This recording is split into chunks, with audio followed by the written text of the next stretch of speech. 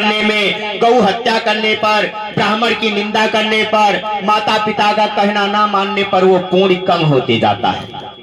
जिस दिन हमारा बैलेंस खत्म हो जाता है, किसी को आप सुनते होंगे कि 20 वर्ष नहीं बीता उसकी मौत हो गई, 25 वर्ष नहीं बीता उसकी मौत हो गई। इसका कारण यही होता है हमारा रिचार्ज कितना है, वैलिडिटी कितनी है। ये पूर्व जन्म पर निर्धारित होता है। पूर्व जन्म में आपने कितना अच्छा कर्म किया है, उसी का फल हम इस संसार में भोग रहे हैं। किसी गायक ने गाया है कि जो पेड़ पहले लगाया हमने, जो पेड़ पहले लगाया हमने, उसी का फल अब हम खा रहे हैं। जो पेड़ पहले लगाया हमने, उसी का फल अब हम कर रहे हैं। राम राम सिया राम, राम सिया राम, राम हम जपे जा रहे हैं। कई लोग कहते हैं महाराज कितना भी अच्छा कर्म करते हैं लेकिन बुरा ही हो जाता है। बुरा होने का कारण है आप अच्छा करोगे तब बुरा नहीं होगा, लेकिन पहले जो आपने बुरा कर्म किया हुआ है उसका फल तो भोगना ही पड़ेगा। जैसे किसी को हमने कर्जा दे दिया या कर्जा ले लिया, उदाहरण के लिए केवल बता रहे हैं, कर्जा दे देना और ले लेना दोनों सेम ही है ना, कोई ज्यादा अंतर नहीं है। एक ही अक्षर का है लेना और देना, इतने में अंतर है। यदि हमने किसी को दे दिया तो वो पॉइंट्स हमारा बढ़ रहा है। ब्याज दे या ना दे लेकिन वो पैसा तो हमारा देगा ही देगा। लेकिन यदि हमने किसी का कर्जा ले लिया तो पॉइंट्स घट रहा है, क्योंकि वो हमको देना ही है। यदि मान लो किसी कारण बस ब्याज ना लिया, नहीं तो आज ऐसा कोई व्यक्ति नहीं जो ब्याज ना ले, तो वो हमारा पॉइंट्स घटता रहता है। इसलिए शास्त्र कहता है कि खाओ इतना कि कम ना हो जाए, खर्चा करो इतना कि कहीं गम ना हो जाए। बाजार में जाओ तो इतना भी खर्चा ना कर दो कि शाम को आओ तो माथे पर हाथ रख करके सोचना पड़े भैया आज तो सब खर्चा कर दिया। इसलिए आदमी को बैलेंस बना करके रखना बहुत जरूरी है। नारद को बोला ये तुमको एक कटोरी दे रहे हैं, इसका बैलेंस बना के रखना, इसमें में से एक बूंद भी इधर उधर छलकना नहीं चाहिए। और जाना कहां है? बोले तीनों लोग घूम करके वापस आना है, लेकिन शर्त हमारी यही है कि इस कटोरी से एक भी बूंद जल यानी दूध छिलकना नहीं चाहिए, बाहर नहीं करना चाहिए। ये आपके लिए परीक्षा है। नारद महाराज हरि गुणगान करते हुए और लेकर के चल दिए। लेकर के जब महाराज चल दिए तो तीनों लोग का घूम करके जब वापस पहुंचे तो विष्णु ने पूछा ये बताओ जाते बार हमारा कितना बार नाम लिया था? उनको याद आई बीड़ा का। महाराज ऐसे हाथ किए जो हाथ में कटोरी का दूध था सारा गिर गया, क्योंकि वो बिना बीड़ा बजाए भगवान का नाम भी नहीं कर ले सकते थे। ऐसे कुछ व्यक्ति होते हैं कि बिना नशा किए वो कोई काम ही नहीं करते। कहते हैं महाराज जब तक आस्की नहीं खा लेते हैं तब तक हमारा आगे काम ही नहीं हो पाता। अरे आस्की क्या है? 5 सालों तक तुमने माँ का दूध पी करके जिंदा नहीं थे, बहुत अच्छी जिंदगी थी, बहुत सुंदर लाइफ था वो, तब कौन सा आस्की खाते थे? 9 महीना तक माँ के गर्भ में थे तब कौन सी आस्की खाते थे? और आज भी नहीं खाओगे तो क्या तुम्हारा कुछ बिगड़ जाएगा? कुछ नहीं बिगड़ेगा, केवल लक्ष्मी की बचत होगी। दिन भर में 100 रुपए की आस्की, 50 रुपए की आस्की या 10 रुपए की आस्की हम मानते हैं तो महीने का 300 रुपए हो गया और साल का 3600 रुपए। वो 3600 रुपए आप इकट्ठा करके एक सोना या चांदी का गहना लेकर के अपने घर में डाल दोगे तो तुम्हारे बच्चे तुम्हारा याद करेंगे कि हमारा बाप हमारे लिए इतना करके गया। संसार में नाम तभी होता है। नारद से कहा नारद तुम इस इंटरव्यू में फेल हो गए, तुमसे बढ़िया कौन है? बोले गृहस्थ जो परिवार में है, अपने माता पिता की सेवा करता है, अपने गुरु गोविंद की सेवा करता है, अपने परिवार का रिस्पेक्ट करता है, अपने बच्चे का अच्छे से लालन पोषण करता है, वो व्यक्ति तुमसे अच्छा है। नारद का मुखमंडल ढीला हो गया। बोले परमात्मा आप सही कह रहे हैं, क्योंकि हमने अपने पूरे परिवार को छोड़ करके केवल नारायण नारायण करते हैं और गांजा भांग पीते हैं, इधर उधर मस्त रहते हैं। बोले महाराज तुमसे अच्छा व्यक्ति वही है जो गृहस्थ है। गृहस्थ आश्रम सबसे उत्तम आश्रम बताया गया जहां हम लोग रह रहे हैं। ये कोई गलत आश्रम नहीं है, बस केवल हमारे सोचने की, हमारे विचार करने की शक्ति गलत है। जो हम अच्छा सोचें, अपने आप सोच लो थोड़ी देर के लिए। एक पॉइंटेड बात बता रहा हूं। लोग भगवान का भजन करें या देवी जी का भजन करें तो ऐसा मन में विश्वास होता है ना कि भगवान हमारी रक्षा कर रहे हैं। सबको होता है ना, सुकून बहुत मिलता है। ऐसे रावण भजो तो रावण नहीं मिलेगा, वो भी मिलेगा ना। तो हम जितना अच्छा सोचते हैं, जितना बुरा सोचते हैं, ये हमारे कर्मों में जुड़ जाता है। यानी किसी के प्रति अच्छा सोचना, किसी के पास प्रति नफरत भाव सोचना, दोनों में अंतर है और जमीन आसमान का अंतर है। एक समय की बात है, सती जी भगवान भोलेनाथ के साथ कुंभज ऋषि के आश्रम में कथा हो रही थी। तो शंकर भगवान कथा के बहुत प्रेमी हैं। जहां भगवान की कथा होती है वो बिना बुलाए ही पहुंच जाते हैं, चाहे उनका नाम लो चाहे ना लो। और उनके पूजा में ज्यादा सामान की जरूरत नहीं है, खाली सवेरे उठ के 4 लोटा जल चढ़ाओ वो खुश, भांग धतूर तूर के लाओ चढ़ाओ वो खुश। हिंदू धर्म में सबसे सरल देवता भोले बाबा। छड़े रुष्टा छड़े तुष्टा, रुष्टा तुष्टा छड़े छड़े, पल भर मां प्रसन्न देर नहीं लागे। लेकिन ये पल भर में नाराज भी होते हैं, दोनों है इनके अंदर। जो जितना जल्दी प्रसन्न होता है उतनी जल्दी नाराज होता है, जो जितने जल्दी आगे बढ़ता है वो कभी कभी ठोकर लगने पर उतनी जल्दी गिर भी जाता है। ऐसा संसार में है। इसलिए चाल को बना करके रखना चाहिए कि दूरी कितना भी हो हम थके ना। ये नहीं कि 10 कदम खूब दौड़ करके चल दिए, यानी कोई काम करना है तो 10 कुल्हाड़ी जल्दी जल्दी चला दिए, उसके बाद में हाफा लग गया बैठ गए। ऐसा बैलेंस बनाओ कि काफी देर तक हमारी कुल्हाड़ी चली रहे, यानी काफी देर तक हम कार्यरत रहे फिर भी हमको थकान ना आए। ऐसा व्यक्ति होना चाहिए और ऐसा ही शास्त्र में है। तो शंकर भगवान बड़े ही कर्मठी और सरल देवता हैं। एक बार शंकर भगवान कथा सुनने जा रहे थे तो उस समय उनके साथ में पार्वती थी। दोनों चल दिए कि एक बार त्रेता जुग माही, शंभु गए कुंभज ऋषि पाही। एक बार त्रेता जुग माही, शंभु गए कुंभज ऋषि पाही।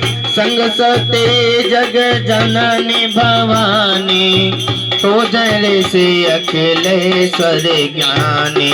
एक बार त्रेता जुग माही, सांभ गए कुंभज ऋषि पाही। संग सते जग जननी भवानी, तो जय से अखिलेश्वर ज्ञानी। एक समय रह दो, घूमे दो। एक बार त्रेता समय में शंकर भोलेनाथ सती जी के साथ में कुंभज ऋषि के आश्रम में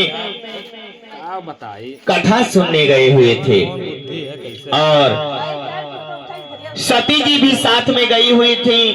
कुंभज ऋषि के यहाँ गर्ग मुनि कथा कह रहे थे। गर्ग मुनि थोड़ा बूढ़े अवस्था में थे, दाढ़ी बाल उनका पका हुआ था, जटा लपटा पपटा था, कंघी कुंघी नहीं करते थे और वो साधु वृत्ति के थे, इसलिए उनके धर्म पत्नी नहीं थी तो कपड़ा नहीं साफ होता था। हम लोगों का कपड़ा कुछ ना कुछ कहीं ना कहीं मैला ही रहेगा, क्योंकि जब स्त्रियां कपड़ा धोती हैं तो उनको कला है, वो कपड़ा को बढ़िया धो लेती हैं, लेकिन जब पुरुष धोते हैं तो वो कपड़ा साफ नहीं होगा कभी। ऐसा हम अपनी बात बता रहे हैं। बाकी जो ट्रेंड हो उसकी बातें नहीं करेंगे। हम लोग कपड़ा धोएंगे तो कुछ ना कुछ स्त्रियां निकाल देंगी, भैया यह देखो तुम धोए हो, यहाँ दाग बच गया। इस प्रकार से सती जी गर्ग ऋषि को देख करके कह रही है, देखो तो इसकी दाढ़ी पकी हुई है, देखो तो लगता है इसने कभी जीवन में क्रीम नहीं लगाया, काला काला चेहरा है इसका। ऐसे नाना प्रकार की बातें कहने लगी, यानी कथा पर ध्यान नहीं दिया, केवल उल्टा ही सीधा ही सोचा, भगवान की कथा सुना ही नहीं। कभी कहे पंडित ठीक नहीं है, कभी कहे तबला वादक नहीं तबला बजा रहा है सही, कभी बोले यहाँ के श्रोता नहीं सही है। यानी यही टाइम पास करते करते उन्होंने अपना सारा समय बिता दिया। आओ आओ भाग्य आओ भाग्य आओ बेटा, भाग्य मेरा बेटा आओ। तो सती जी यही बातें कर करके सारा समय बिता दिया। तो कथा उनके ऊपर व्यथा में बदल गया। श्रोता 4 प्रकार के बताए गए हैं मेरे प्यारे। श्रोता कथा के 4 प्रकार के हैं। एक है श्रोता जो बढ़िया उच्च दृष्टि करके सुनते हैं कथा को, और कथा सुनना ही बड़ी बात नहीं है, उसको हृदय में उतारते हैं, उसका मंथन करते हैं कि पंडित जी ने सही कहा या गलत कहा। और एक होते हैं श्रोता, एक श्रोता होते हैं, एक होते हैं सरौता। ये जब तक कथा होगी तब तक इनकी बातें खत्म नहीं होगी। कभी नैहर एक बात, कभी ससुर एक बात, कबो यश, कबो पतोह की निंदा, कबो सास की निंदा, दुनियादारी करके ही अपना पूरा समय व्यतीत करेंगी। और तीसरे होते हैं श्रवणता। श्रवणता इस तरह से होते हैं कि वो कथा में विघ्न डाले के ज्यादा प्रयत्न करें। एक होते हैं सोता, ये कथा में बढ़िया एकांत में कहूं गद्दा लाग आसन देखें कि तुरंत सो गए, जब घंटी बजी प्रसाद लो अपने घर चलो। तो उसी प्रकार से सती जी जब नाई कथा सुनी तो उनके जीवन में कथा व्यथा में बदल गई। जब वहां से वापस आई तो जब चली थी तब तो उनको कितना बड़ी पदवी दिया गया था कि चले संग सग जननी भवानी, पूजय ऋषि अकेले सुर ज्ञानी। एक बार त्रेता जुग माही, संग गए कुंभज ऋषि पाही। संग सती जग जननी भवानी, पूजहि ऋषि अकेले सुर ज्ञानी। इतना बड़ी पदवी दिया था कि संग सती जा रही है और जग जननी भवानी, यानी जगत की जननी, जगत की माता भवानी जा रही है। जिसको अखिलेश्वर जैसे ऋषि पूजा करते हैं ऐसी माता जा रही है। सब श्रोता खड़े हो गए थे, लेकिन जब वहां से वापस लाए तो सारा पद हटा दिया गया। कहे चले संभलय दक्ष कुमारे, कथा पान शंकर पुण्य कीना। चले संग लय दक्ष कुमारी, दक्ष की कुमारी जा रही है, दक्ष की बिटिया जा रही है। भोलेनाथ का भी हाल नाम हटा दिया गया, क्योंकि भोलेनाथ की बुराई होगी। कभी कभी जब हमारे घर का कोई नकिष्ट निकल जाता है तो उसका नाम लेना लोग छोड़ देते हैं। ये कोई नात रिश्तेदार आए पूछे भैया वो तुम्हारा बेटा है, बोले नहीं वो हमारा बेटा नहीं, क्योंकि इज्जत बचाना है, इसलिए ऐसी जगह ऐसा कार्य कभी नहीं करना चाहिए। तो उनके कथा व्यथा में बदल गई।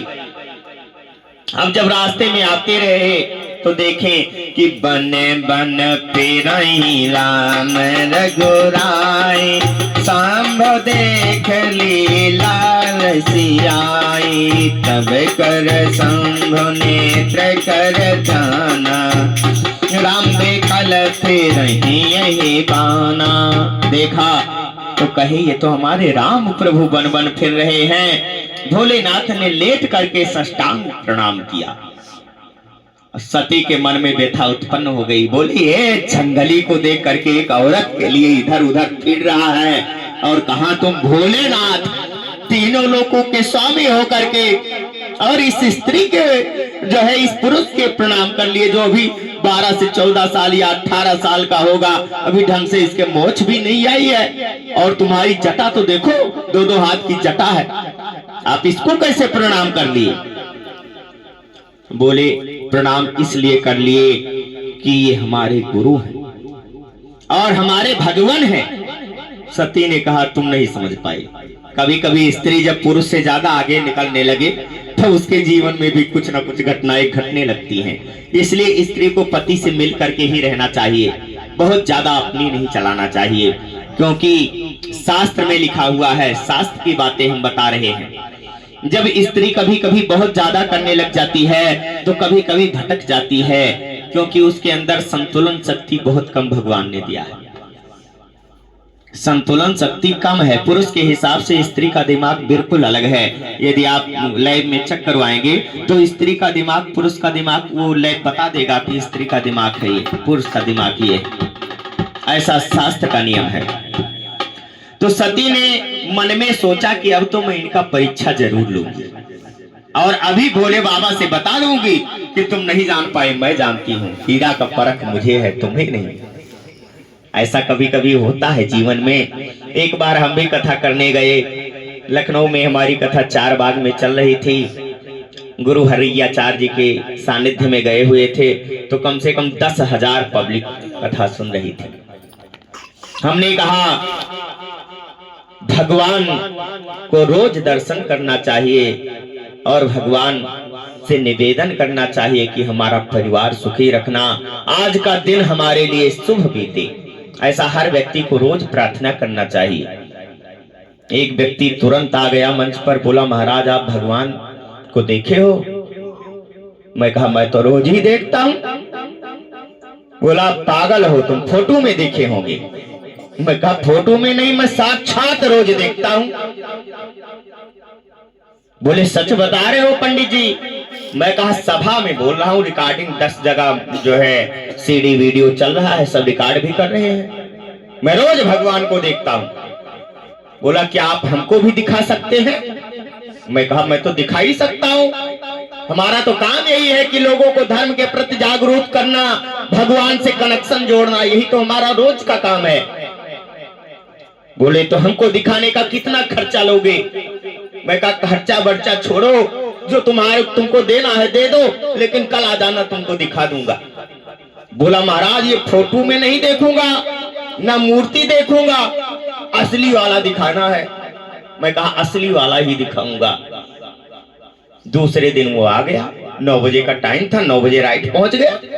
बोला महाराज जी हम कम से कम 25 लोग आए हैं, यदि आप नहीं दिखा पाए तो आज तुम जानना। मैं कहा दिखा दिया तो तुम भी जानना कि आज से रोज भगवान को देखोगे। बोला महाराज ठीक है। एक लोटा में जल भरवाया और बाहर निकल करके गए। मैं कहा वो सूर्य भगवान निकले हुए हैं, जल चढ़ा दो। बोले सूर्य भी भगवान होते हैं? मैं कहा नहीं, तुम्हारे पप्पा है वो, भगवान नहीं है, सूर्य भगवान ही है। सूर्य कौन है, भगवान ही है कि नहीं है? बोला पंडित जी मान गए, आपके अंदर दिमाग बहुत है। मैं कहा दिमाग ना होता तो मैं कथा ना सुनाता यहाँ 10,000 के पब्लिक में बैठ करके। बोला आज से रोज जल चढ़ाओगे ना? बोला हाँ महाराज आज से तो मैं रोज जल चढ़ाऊंगा। मैं कहा भगवान को देखा नहीं जा सकता, लेकिन महसूस हर जगह किया जा सकता है। देखने के लिए तो कुछ ही देवता हैं, लेकिन महसूस करने के लिए सभी 33 कोट देवी देवता हमारे पृथ्वी पर हैं। यदि भगवान ना होते तो भक्त प्रहलाद के लिए खंभा से कहां प्रकट हो जाती? यदि भगवान ना होते तो पृथ्वी को हिरणाक्ष ले गया था, वहां से उससे छुड़ा करके क्यों लाते? इसलिए भगवान इस पृथ्वी पर हैं, लेकिन उनको देखा नहीं जा सकता, महसूस किया जा सकता है। महसूस करने का जैसे उपमा के लिए एक लाइट 11,000 बोर्ड लगा, 11,000 तार गया है ना, इस तार में आप देख करके लाइट बता सकते हैं है कि नहीं है? नहीं बता सकते ना। ये भी नहीं बता सकते कि वो लाल है, पीली है, काली है, कैसी है, ये भी नहीं बता सकते। तार में देख करके हम कुछ नहीं बता सकते। लेकिन अभी कोई अच्छा व्यक्ति आकर के जो इलेक्ट्रीशियन हो हमारे घर में कनेक्शन कर दे, वो वायरिंग कर दे, तो हम बल्ब से लगाते हैं तो सफेद जलता है, लाल जलता है। गैस से तमाम चूल्हा इलेक्ट्रिक है उस पे लगाए, भोजन बना ले, पानी गर्म करने वाली मशीन लगा देते हैं, मोटर लगा देते हैं, कितना यूज करते हैं, लेकिन तार में एक ही है ना। उसी प्रकार से परमात्मा एक है और एक गुरु करना पड़ता है। जब तक हम अपने जीवन में गुरु नहीं करते हैं तब तक हमको ज्ञान नहीं प्राप्त होता। गुरु करना परम आवश्यक है, लेकिन गुरु की बिना पहचान का गुरु करना जीवन में बहुत हानिकारक भी है, क्योंकि बिना विचारे जो करे सो पाछे पछताए, और काम बिगाड़ो आपनो जग में होत हंसाए। वो अपना काम बिगाड़ लेता है और पूरा जग उसके ऊपर मजाक उड़ाता है, हंसता है, जबकि गलती पॉइंटेड से होती है। जैसे भैया को मान लो थोड़ी देर दिन के पहले चोट लगी थी, तो अब लग गई तो लग गई, लेकिन उसमें उपमा देने वाले बहुत लोग मिले होंगे। चश्मा लगा लिए होते जब चश्मा रखा था, फलाना कर लिए होते, लेकिन जब लगा लिया होता तो आज तुमको कहने का मौका क्यों मिलता। कहते हैं जाको प्रभु दारुण दुख देहि, ताकि मत पहले हर लेहि। जाको प्रभु दारुण दुख देहि, ताकि मत पहले हर लेहि। जिसको भगवान को दुख देना होता है, जब गरा लिखी है तो उस समय आपका दिमाग ही नहीं काम करेगा कि ये काम हम कर ले। कई काम हमारा 2 मिनट के लिए पूरा जीवन बर्बाद हो जाता है, होता है ना। केवल 2 सेकंड के लिए जीवन बर्बाद हो जाता है, लेकिन वो 2 मिनट हमको वहां जाना सुनिश्चित है, हमको वो होना सुनिश्चित है। क्योंकि कई कर्म ऐसे हैं जो जीवन में लिखा है, वो लिखा है, उसको मिटने वाला कोई नहीं है। उसको कम किया जा सकता है, लेकिन मेटा नहीं जा सकता, जड़ से नहीं खत्म किया जा सकता। क्योंकि कई रोग ऐसे बने हुए हैं कि उनका इलाज तो है, लेकिन जड़ से ठीक नहीं होता है। पूरा जीवन आदमी को झेलना पड़ता है। उसी प्रकार से कई कर्म ऐसे हैं कि जो लिखा है वो लिखा है, उसको मिटने वाला कोई नहीं है। संसार में लिखा हुआ है कि कभी कभी हमको चोट लगना भी कोई अच्छा मार्ग सिखाती है। एक समय की बात है, एक राजा थे सरियाती।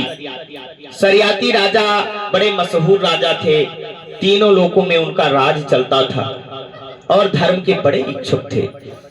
उन्होंने अपनी सभा में भजन कीर्तन का आयोजन करना, यज्ञ करना, यज्ञ कराना, ब्राह्मणों को बुलाना, यज्ञ करना, भंडारा करना, ये उनको बहुत अच्छा लगता था। कई लोगों के प्रति, धर्म के प्रति जिनकी रुचि होती है, वो कुछ ना कुछ धर्म कार्य का आयोजन किया करते हैं कि कम से कम वैसे जीवन कहाँ बीते, कैसे बीते, कम से कम शांति से बैठ करके कथा तो सुनेंगे। क्योंकि जिस समय हम कथा सुनने लगते हैं सारा टेंशन खत्म हो जाता है, क्योंकि ध्यान पंडित जी के कथाओं में आ जाता है। ऐसे व्यक्ति को भगवान जरूर बुद्धि विवेक देते हैं। राजा बड़ा यश कीर्ति वाला था और बड़ा धर्म करने वाला था, धर्म के प्रति चलता ही था। उसके घर में भजन कीर्तन हुआ करता था कि राम नाम सुखदाई भजन करो भाई, ये जीवन कुछ दिन का। राम नाम सुखदाई भजन करो माई, ये जीवन 2 दिन का। यह संसार है कागज की नैया, कागज की नैया, कागज की नैया, बूंद परे गले जाई, भजन करो भाई, ये जीवन कुछ दिन का। राम नाम सुखदाई भजन करो भाई, ये जीवन कुछ दिन का। यह संसार है सो खेल लकड़िया, यह संसार है सूखी लकड़िया, आग लगे जल जाई, भजन करो भाई, ये जीवन कुछ दिन का। राम नाम सुखदाई भजन करो भाई ये जीवन कुछ दिन का। यह संसार है मोह और माया, यह संसार है मोह और माया, मोह और माया है मोह मोह आया, मोह और माया है मोह मोर माया। माया माया में मिल जाए भजन करो भाई ये जीवन दो दिन का। राम नाम सुखदाई भजन करो भाई ये जीवन कुछ दिन का। यह सर का करे कौन भरोसा, यही दहिया के यही दहिया के करे कौन भरोसा, कौन भरोसा गुरु कौन सहारा। रोग दोष हो जाए कि एक्सीडेंट हो जाए भजन करो भाई ये जीवन दो दिन का। राम नाम सुखदाई भजन करो भाई जीवन दो दिन का। इसलिए भजन करना जरूरी है क्योंकि इस शरीर का भी कोई भरोसा नहीं है। कभी कभी भयानक रोग सता देता है, कभी व्याधि आ जाती है, जड़ा पीड़ा, कई लोगों का एक्सीडेंट जैसा खतरा हो जाता है। लेकिन भजन मेरे राम जी का करते रहोगे तो दुख संकट से प्यारे बचते रहोगे। भजन मेरे राम जी का करते रहोगे तो दुख संकट से प्यारे बचते रहोगे। इसलिए भगवान का भजन करना परम आवश्यक है। आगे कहा कि अभी तक हमने बता दिया कि ये संसार क्या है, अब बता रहे हैं इस संसार की लीला क्या है। कि यही लड़कन के तारे कौन भरोसा, यही लड़कन के यही मुराहन के कौन भरोसा, कौन भरोसा करे कौन सहारा। कहीं होते भी हवा होते भी हवा बाटी अलग हो जाए भजन करो भाई जीवन दो दिन का। राम नाम सुखदाई भजन करो भाई जीवन दो दिन का। आई लगाई बाटे अलग हो जाए भजन करो भाई जीवन दो दिन का। राम नाम सुखदाई भजन करो भाई जीवन दो दिन का। माँ बाप की सबसे प्यारी संपत्ति पुत्र ही होता है, लेकिन जैसे पत्नी आती है वो बांट के अलग हो जाती है। कभी बंटवारा जीवन में नहीं करना चाहिए प्यारे, क्योंकि ये हमारे भारत का देश है और इसका नाम भारत के माध्यम से भारत देश रखा गया है। इसलिए बंटवारा के बारे में प्यारे कभी नहीं सोचिएगा, क्योंकि एक रहोगे तो नेक रहोगे और बटोगे तो कटोगे। इसलिए जो है एकता में बहुत बल होता है और एकता बना करके रखना चाहिए। आगे बोला लड़कों के बारे में बता दिया कि जैसे शादी होती है माँ बाप को छोड़ करके अलग हो जाते हैं। जो पुत्र माँ बाप से अलग हो जाता है तो कोई कोई पुत्र सक्सेस होता है, नहीं तो ज्यादातर बर्बाद ही होते हमने देखा है। क्योंकि पेड़ से कटने के बाद कोई कोई डाली तो लगती है, लेकिन अधिकांश डाली सूखी जाती है।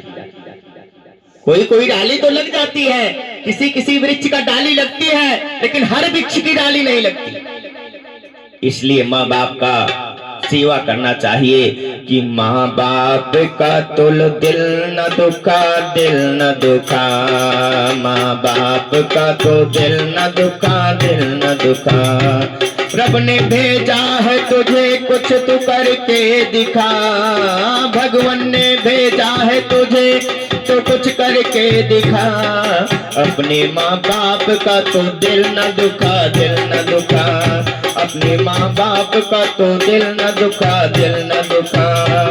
प्रभु ने भेजा है तुझे तो कुछ करके दिखा, अपने माँ बाप का तो दिल न दुखा, दिल न दुखा। भगवान ने भेजा है तो कुछ करके दिखा, लेकिन अपने माँ बाप का दिल नहीं दुखाना चाहिए, क्योंकि माँ बाप ही भगवान हैं। क्योंकि इस पृथ्वी पर लाने वाला हमको कौन है? माँ बाप ने ही लाया ना। कितना दिनों तक माँ अपने बालक को गर्भ में रखती है। गर्भ से जिस दिन जन्म होता है, प्रसव पीड़ा कहते हैं मृत्यु के तुल्य कष्ट बताई गई है शास्त्र में। प्रसव पीड़ा कोई साधारण पीड़ा नहीं है। बच्चों को जन्म देना कोई आसान काम नहीं है। लेकिन यहाँ जन्म लेने के बाद बालक कोहम कोहम करके रोता है। दो शब्द निकालेगा, कोहम कोहम, यानी हम कहाँ हैं। उसके बाद में धीरे धीरे भगवान तुरंत अपने क्षीर सागर से कनेक्शन करते हैं कि सीधा माँ के स्तन में दूध आ जाता है। भगवान की कोई लीला कम है कि तुम कुछ नहीं करते हो फिर भी भगवान तुम्हारा पेट भर रहे हैं? तो क्या चोरी नहीं करोगे तो भगवान पेट नहीं भरेंगे, या गलत चीज नहीं खाओगे तो भगवान पेट नहीं भरेंगे? भरेंगे। क्योंकि जब हम कुछ नहीं करते थे तब कौन था? भगवान ही तो सबसे पहली व्यवस्था किए हैं। पहला अन्न, पहला चीज जो हमारे मुंह में जाता है वो माँ का दूध ही जाता है। माँ का दूध कोई बनाता थोड़ी है, वो तो भगवान की माया से ही फिट हो जाता है। और जैसे बालक का जन्म हुआ तुरंत वो निकलना चालू। स्तन तो पहले भी रहता है, लेकिन कभी दूध निकलता है? नहीं निकलता, क्योंकि ये भगवान की लीला है। तुरंत दूध आने लगा। बालक पी करके थोड़ा बड़ा हुआ। माँ ही बताती है तुम्हारे पिता है, ये चाचा है, ये बाबा है, ये ताऊ है। तो पहला गुरु कौन हुआ? माता।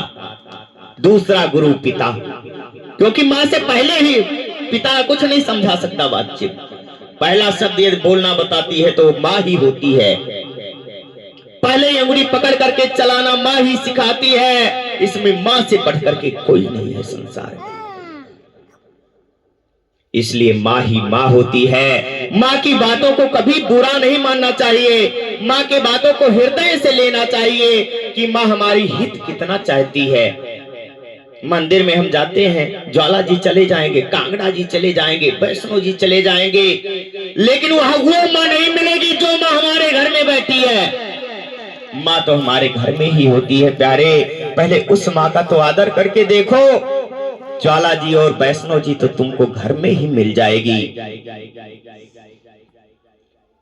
इसलिए माँ बाप का कदर हर व्यक्ति को करना परम आवश्यक है। जो माता पिता की कदर नहीं करता वो टूटे हुए डाली की तरह हो जाता है।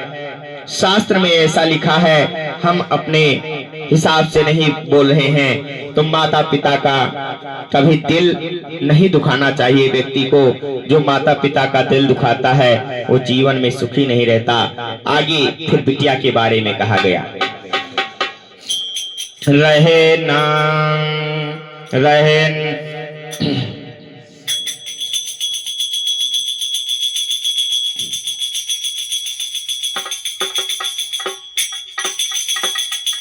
बिटिया के बारे में कहा गया कि जो है बिटिया ज्यादा दिन तक नहीं रहती संसार में, क्योंकि राम नाम सुखदाई भजन करो भाई ये जीवन कुछ दिन का।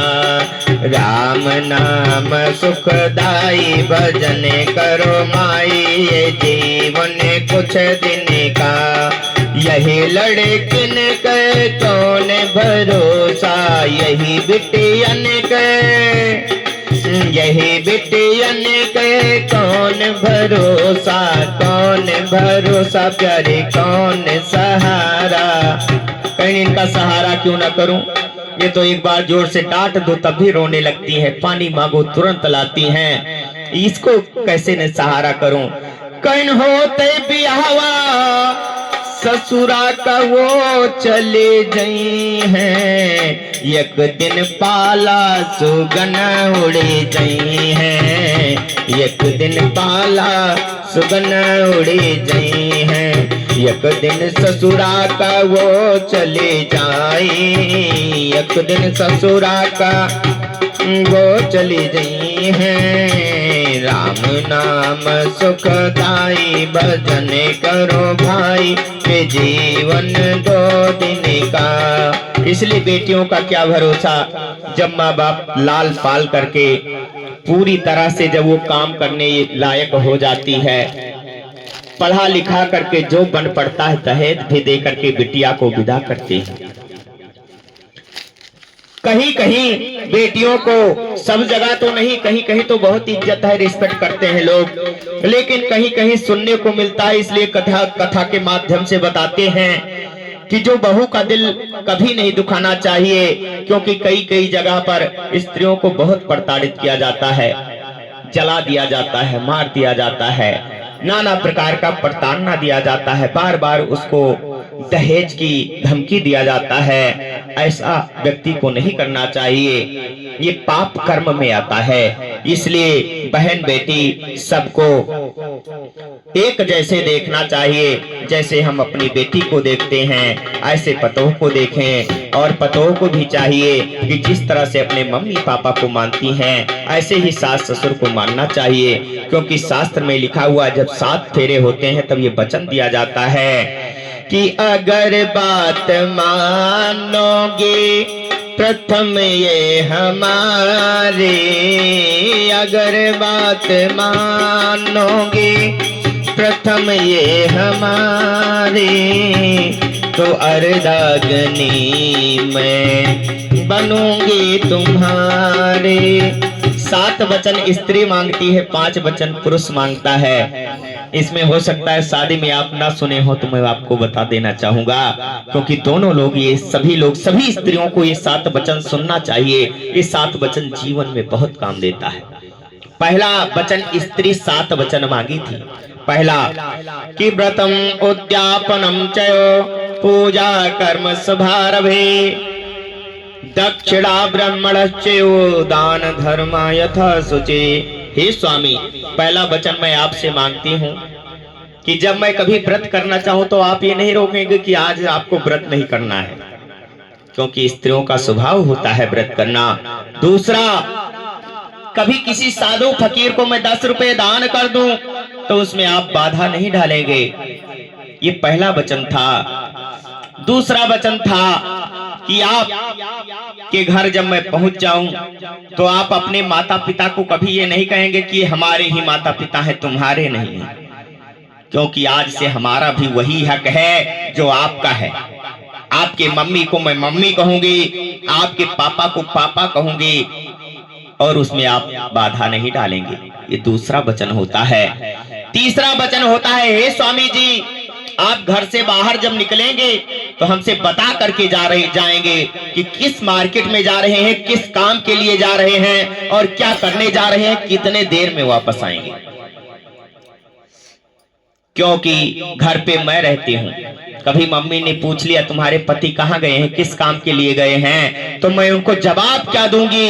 यदि उल्टा सीधा बता दिया तो मैं झूठी साबित हो जाऊंगी, और हमारी निंदा तुम्हारी निंदा है। इसलिए तीसरा वचन हमारा ये है कि आप घर से बाहर पांव रखें तो सारा डेटा हमको बता करके जाएं कि कितना आस्की की पुड़िया हम फाड़ करके वापस आएंगे। इसलिए डेटा देना जरूरी है। तीसरा वचन ये होता है। चौथा वचन होता है कि यथा धनम संपत्ति गृहे कार्य च यथा शुचि। चौथा वचन, आप आज के बाद कुछ भी खरीदेंगे तो हमको बताएंगे कि आप क्या खरीदे हैं और कितने का खरीदे हैं और किस लिए खरीदे हैं। ये हमारा अधिकार होना चाहिए। ये नहीं कि एक ही भैंस है, पहले की जब की कथा है तब की पुरानी बातें बता रहा हूँ कि एक ही भैंस है और वो लग रही है, छोटे छोटे बच्चे हैं और यहाँ पर मैं रोटी बना रही हूँ और तुम वहां भैंस बेच करके चले आओ, तब यहाँ बताओ कि मैं भैंस बेच आया। ऐसा नहीं करना है, क्योंकि बच्चे उसी का दूध पिएंगे। कल को बच्चों को दूध कहाँ से ला करके मैं पिलाऊंगी, कैसे मैं भैंस रखी हूँ, कितना मैं पालन की हूँ, जानकारी तो होना ही चाहिए। तो पहले लोग गाय भैंस ऊंट खरीदते थे, आज लोग प्रॉपर्टी खरीदते हैं, बिजनेस जोड़ते हैं, तो एक दूसरे को साझा करते हैं कि हम कौन सा बिजनेस जोड़े हैं, कैसे क्या किए। पांचवा वचन था, आज के बाद जब मैं तुम्हारे घर में आ जाऊं तो अनाज का भंडार और रसोई हमारे नाम कर देना, समझ लो वो मेरा है, क्योंकि अनाज मैं निकालूंगी और बढ़िया बढ़िया पकवान बना करके मैं खिलाऊंगी। और इसी के साथ में आपसे निवेदन करती हूँ, कहीं नमक ज्यादा हो जाए तो मुझे डांटना नहीं है, चुपके से पहले मैं तुमको चखा दूं, चुपके से आकर के हमारे कान में बता देना है कि नमक ज्यादा है, मैं उसका कोई ना कोई उपाय कर लूंगी। उसको समाज में नहीं, यानी हमारी समाज में बेइज्जती नहीं करना है। 6वां वचन, ये जो आज तमाम धन लेकर के आए हैं, संपदा जिसको कहते हैं जेवर, कई जगह बारात वापस हो जाती है जेवर ने ले लिया हो तो, ये जो जितना धन संपत्ति आप लेकर के हमारे पास आए हो, इसको कभी हमसे छीन करके बेचने का प्रयत्न नहीं करेंगे, क्योंकि डाल का चीज कभी बेचना नहीं चाहिए, बदलना भी नहीं चाहिए। शास्त्र तो ये कहता है उसको बदलो ना, वैसे ही पहन डालो। मंगलसूत्र इतना ठोस बनवाना चाहिए कि पूरा जीवन वो पार कर दे, क्योंकि जीवन का सबसे बड़ा चीज मंगल कार्य होता है, मंगलसूत्र।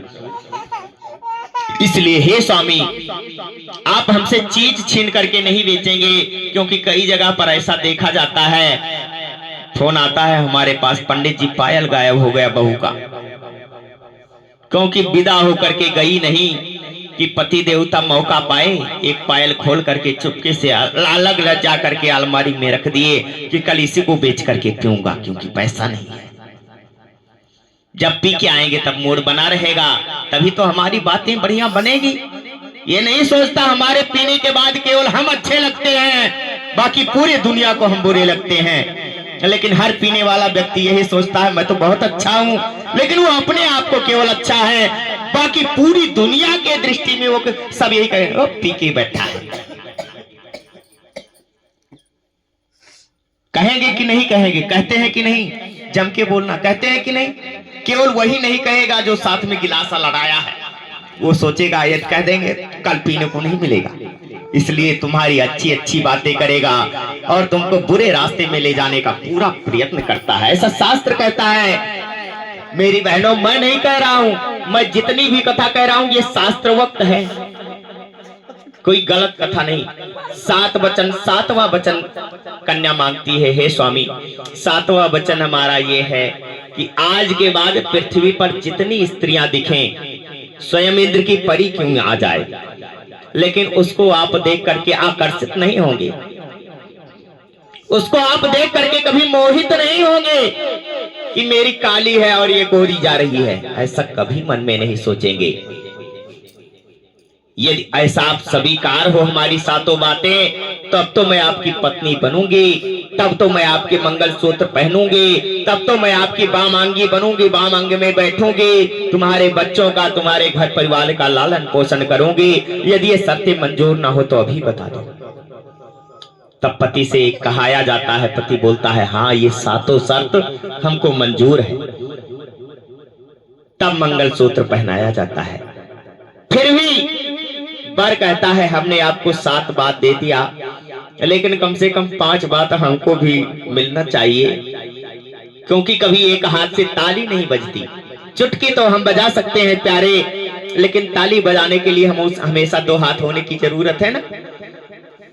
जैसे जीवन की नैया आगे बढ़ाने के लिए पति पत्नी का हाथ, इसकी उपमा मैं आपकी माता जी से करूंगा।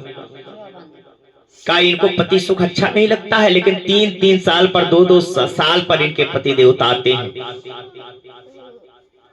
ये कभी फोन करके बुलाती है? नहीं बुलाती, क्योंकि इनके हृदय में है कि आगे हमको अपने बच्चों को सुखी करना है, बच्चों को आगे बढ़ाना है। लेकिन वही बच्चे जैसे माता जी कुछ बोलती हैं, इसको मैं कहां से करूंगा, तुरंत डांट देते हैं। लेकिन फिर भी माँ माँ होती है, वो अपनी आंख से चुपके से पी जाती है, लेकिन बेटे को कभी गलत नहीं ठहराती। बताओ हम अच्छा कर रहे हैं? नहीं कर रहे हैं ना। शास्त्रवक्त बातें हैं, कोई मैं उड़ाऊ बात नहीं बता रहा हूं, ये सारी बातें शास्त्र में लिखी हुई है। यही सबसे बड़ा प्रवचन है जो हम अपने जीवन में उतारें। ये भागवत कथा की बातें हम आपको बता रहा हूं, इसलिए माँ बाप का रिस्पेक्ट करना हर व्यक्ति के लिए परम आवश्यक है। माँ से बढ़कर के इस संसार में कोई नहीं है। तो 5 वचन बर का, बर बोला 5 वचन हमको कैसा चाहिए ये मैं आपको सुना रहा हूँ। अगर बात मानोगे प्रथम ये हमारे, प्रथम ये हमारे, तो अर्धांगिनी तुम बनोगी हमारे। अगर बात मानोगे 5 हमारे, तो अर्धांगिनी तुम बनोगे हमारे। 5 बातें यदि हमारी आप मानोगी तभी मैं आपको पत्नी बनाऊंगा। 5 बातें कैसी है कि शरीर संस्कार समाज ओतसो, हास्य प्रहास यथा व्रजेत। हे प्रिय, जब पति घर पर ना हो, परदेश अथवा विदेश हो, तब पत्नी को अधिक श्रृंगार नहीं करना चाहिए। लाली लिपस्टिक लगा करके, तरह तरह का सेंट लगा करके इधर उधर नहीं निकलना चाहिए। क्रीम पाउडर ज्यादा नहीं लगाना चाहिए। हंसी मजाक ज्यादा नहीं करना चाहिए। किसी से कोई मतलब नहीं, हम अपने काम से काम करेंगे, भैया तुम अपना करते रहो। और किसी के घर बिना बुलाए, ये नहीं कि पड़ोसी के यहाँ चले गए, उनके यहाँ चले गए, 10 जगह जाने से 10 प्रकार की निंदाएं आती है। इसलिए जब पति घर पर ना हो तो पति को ये कार्य नहीं करना चाहिए। ये पहली मांग हमारी है। दूसरी मांग करता है यथा भेदम तथा भेदम सर्व चरित्र गुणानम। दूसरा हमारा शर्त यह है कि कभी कभी घर में ऐसा होता है ना कि दाल तो बन जाती है लेकिन सब्जी कोई लाने वाला नहीं होता मार्केट से, या नहीं मिल पाती है किसी कारण, बस दाल ही बन जाती है। तो आप मैके फोन करके ये नहीं बताओगे कि इनके घर में दाल ही बनी है, क्योंकि जब छोटी छोटी बातें हम ज्यादा मैके से करने लगते हैं तो हमारा रिश्ता कहीं ना कहीं कमजोर होने लगता है। क्योंकि माँ बाप जब छूटते हैं तो माँ बाप जब मिलता है तो एक माँ बाप जब तुमको मिल गया तो एक माँ बाप पर ध्यान लगाना परम आवश्यक है। 2 माँ बाप पर लगाओगे तो कभी 2 नाव पर पैर स्थिर नहीं होता। इसलिए ज्यादा बातें सासू माँ की मानना है, क्योंकि जो विधायक होता है जिस समय का सत्ता का, उसका तख्ता ज्यादा होता है, मानते हैं ना। तो इसलिए एक माँ बाप दूसरे माँ बाप को दान कर दिए हैं तो सत्ता में ये है, तो श्रेष्ठ ये है। सलाह इनकी, ये नहीं कहते माँ बाप को छोड़ दो या माँ बाप से प्रेम ना करो या माँ बाप के पास आना जाना नहीं है, सब कुछ रखना है। लेकिन जो गूढ़ बातें हैं, जो लोकर की मेन कुंजी है, वो तुम्हारे अब ये माँ बाप बन जाते हैं। क्योंकि जब हम ज्वेलरी रखते हैं बैंक में ना, तो उसमें लॉकर में 2 चाबी होती है, एक चाबी कभी नहीं होती। एक चाबी तुम्हारे पास रहेगी, एक चाबी बैंक वाले के पास रहेगी। पहले बैंक वाला चाबी लगाएगा तभी आप चाबी आपकी काम करेगी, नहीं तो आपकी चाबी नहीं काम करेगी। और यदि बैंक वाला भी खोलना चाहे तो जब तक तुम अपनी चाबी नहीं लगाओगे तब तक बैंक वाला भी नहीं खोल सकता उसको। उसी प्रकार से जीवन में कुछ पॉइंट ऐसे होती हैं कि जो सबसे खास से कहा जाता है। तो सबसे खास हमारा माँ या तो पति, इसके अतिरिक्त कोई नहीं होता। तो सती जी परीक्षा लेने के लिए अब ये जो है बताए दूसरा और तीसरा वचन वर मांगा कि हमारे माँ बाप को अपने माँ बाप की दृष्टि से देखना है, उनकी सेवा करना है, जो उनको अच्छा ना लगे ऐसा कोई कार्य नहीं करना है।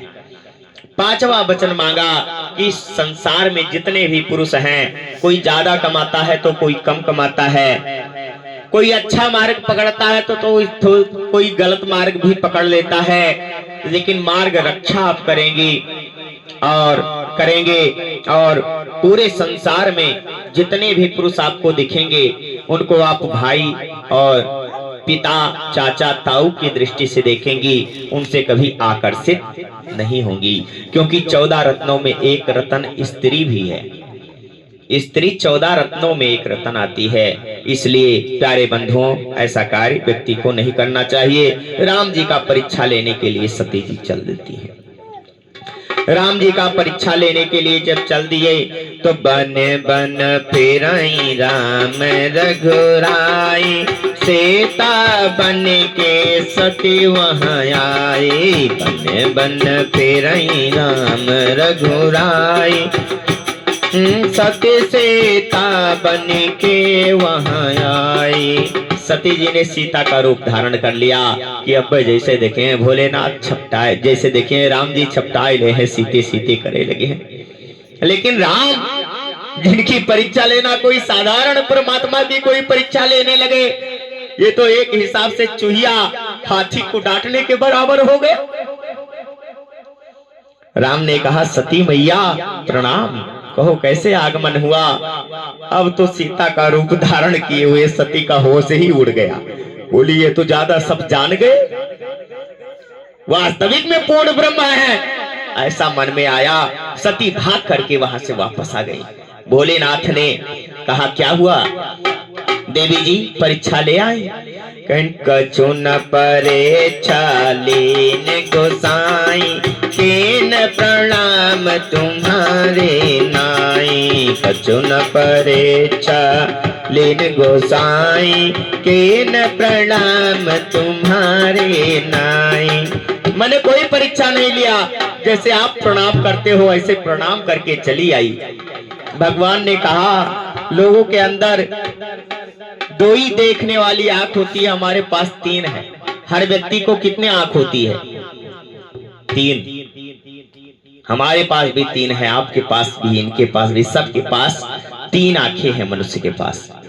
ऐसा शास्त्र में लिखा हुआ, मैं जेब से नहीं बोल रहा हूं। ये 2 आंखें हैं, ये दृष्टि है, और एक तीसरी है दिव्य दृष्टि। कभी कभी आंख बंद करके भी हम कोई चीज बता देते हैं, फलाने हैं ये, बता देंगे कि नहीं बता देंगे? क्योंकि महसूस करने वाली जो दृष्टि होती है, जिसको बुद्धि कहते हैं, ये तीसरा नेत्र है।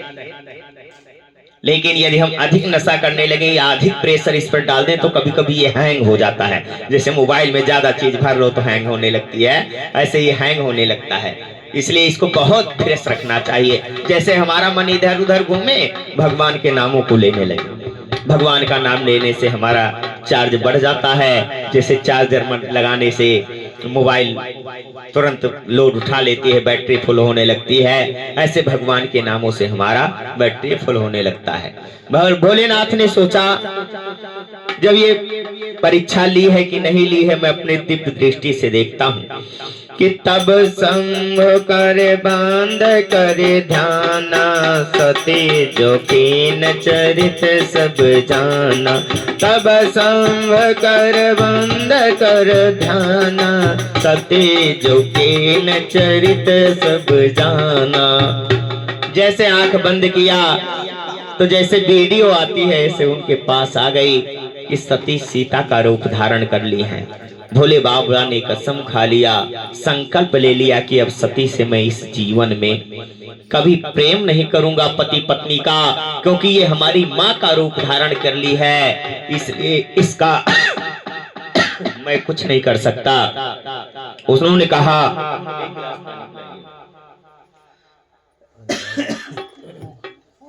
भोले बाबा ने कहा सती को मैं अब इस जीवन में अपनी पत्नी का दर्जा नहीं दूंगा। कैसे? शिव संकल्प के न मन माही, सती से भेंट अब यही तने नहीं। शिव संकल्प के न मन माही, सती से भेंट अब यही तन नाही। बोले अब सती से इस जीवन में मैं भेंट नहीं करूंगा। उसी के दरमियान एक सभा बुलाया दक्ष ने, क्योंकि दक्ष राजा था, प्रजापति था। उस सभा में भोले बाबा भी गए थे। सब लोग दक्ष को आता देखकर खड़े हो गए, भोले बाबा नहीं खड़े हुए। भोले बाबा को अपमानित कर दिया दक्ष ने और कहा अब इसको अपने यहाँ कभी नहीं बुलाऊंगा। लेकिन शास्त्र में लिखा हुआ है कि जो अपने दामाद की निंदा करता है उसके घर में कभी सुख शांति नहीं रहती, क्योंकि ये सती चरित्र से हमको पता चलता है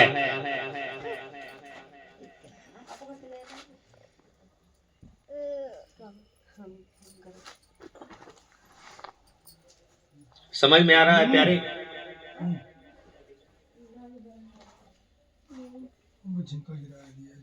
बैठने में कोई दिक्कत? चले आओ 1 घंटा।